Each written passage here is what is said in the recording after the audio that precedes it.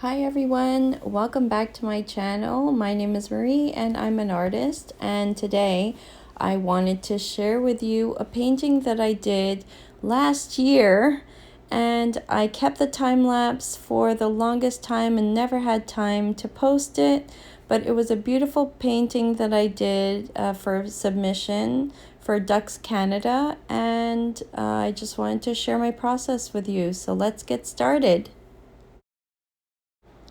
So I start with a wet on wet technique, and I basically plan my colors before I start painting, and I kind of look at warm colors versus cool colors. So I kind of lay out or plan out or map out the colors in this wet on wet technique, and I just let the colors blend into each other, and that's the magic of watercolors, that you can do that with this paint.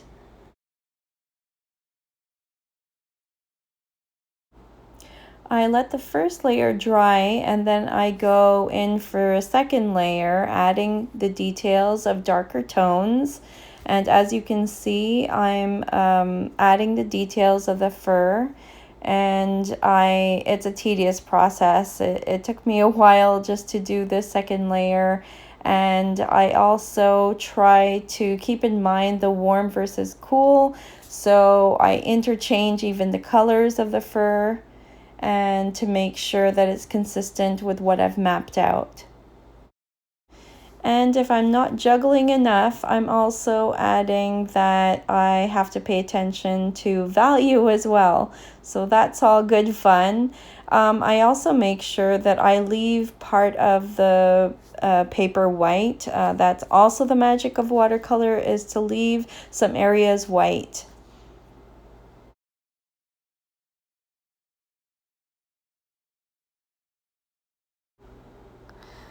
So here I start working on the face and also the water details. I spend the most time on the face because that's usually what the viewer looks at first, and that's the most interesting area. So I try to make it as accurate as possible.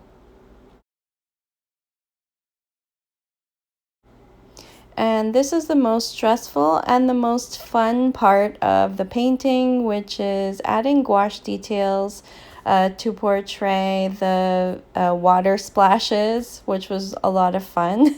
And it's also good to have an opaque paint to cover all of those areas that you want in white that you couldn't preserve on the original paper.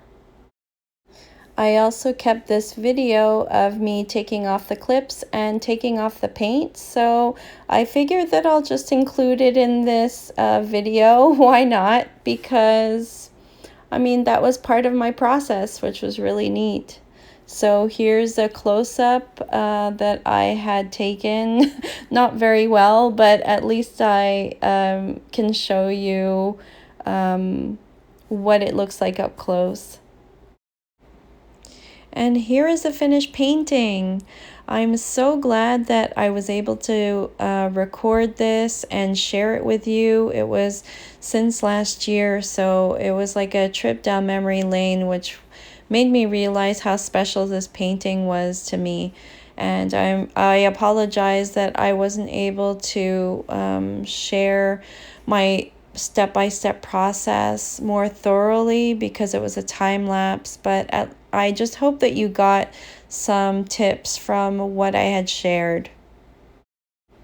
So I think that's it for this video. I hope you enjoyed it, and if you could like and subscribe, I'll be posting more videos each week, and I have a backlog of these videos. So just keep watch for more of them. So I hope that you all have a great week, and thank you so much for watching. Take care, everybody. Bye.